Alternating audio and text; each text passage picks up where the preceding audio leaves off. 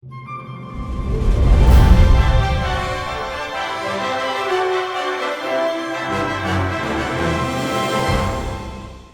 guys, we're going to talk about some time-lapse stuff, which I think is really awesome because you can get some beautiful work shot just on a simple DSLR camera with nothing too expensive. I mean, there's high range and high-end gear out there, like you can do fancy dolly track moves and do there's crazy intervalometer setups. But I've got a simple setup here. This is just a kind of $100 setup where you get this little guy that goes on top of the shoe mount right here.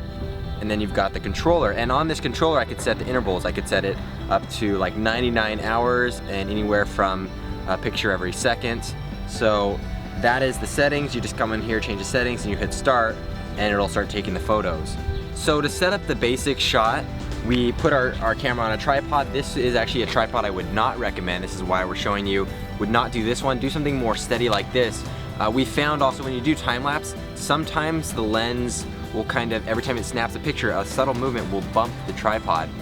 So a couple tips is to keep away from your tripod when it's shooting, let it do its thing, even if it's on a nice, strong tripod like this. So we're gonna set up our shot, we'll take pictures, make sure we got the framing we want. I also recommend if you're doing outside shots or more landscape shots, which time-lapses tend to be, you're gonna wanna use a wider angle lens. That's just a little thought for you, because one, you're getting a higher res photo so you can punch in and then pan it in post, and that's kind of faking your own dolly move if you don't have the money to get one of the expensive sliders that times and matches with the intervals you're shooting. So we've also posted links down below for all of that. Then you're gonna take your remote and set the time that you want between each picture. For example, I'm gonna do a picture every second here, and then when I hit start, it'll go ahead and begin doing that. So you're gonna calculate how much footage you're getting based off the frame rate of your final video. So we're shooting all our film school in 24 frames a second. That means we'll take 24 pictures and put that into 1 second of video. And so you'll base your calculations on that measurement.